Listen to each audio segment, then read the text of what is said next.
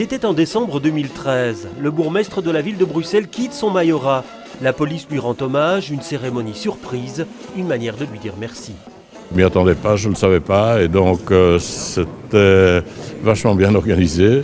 Vous avez senti la réaction, je pense qu'elle est assez spontanée d'abord, que ce soit de moi ou d'eux. Il sera resté presque 13 ans à la tête de la commune. Un personnage, Freddy Tielemans, à la fois zonzeur, bon vivant avec ses potes du Meiboom, mais aussi féru de lecture, décoré de la Légion d'honneur. La ville de Bruxelles, ce prof de néerlandais y entre en 1983 en devenant le chef de cabinet d'Hervé Brouon, son mentor. Il ne la quittera quasiment plus. Je suis lacanois de naissance.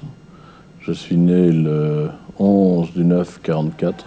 En 1988, il prend du galon, devient échevin des beaux-arts de l'instruction publique, avant de ceindre à la faveur d'une crise politique de son partenaire de majorité, une première fois l'écharpe mayorale, en 1994. Je jure fidélité au roi, obéissance à la Constitution et aux lois du peuple belge. Un sacre salué par un certain Yvan Mailleur. Politiquement, c'est un homme profondément à gauche, qui est progressiste, qui est un humaniste aussi.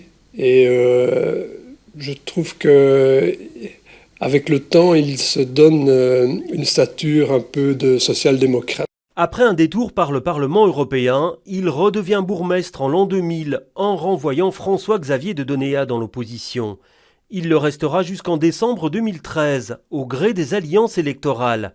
L'éviction du CDH de Joël Milquet crée un véritable séisme politique en 2012. Freddy Tielemans, lui, assume. Je pense que la politique est la politique et les équilibres sont les équilibres. Depuis lors, le PS de Freddy Tielemans est allié au MR. Le bourgmestre connaît l'hôtel de ville comme sa poche.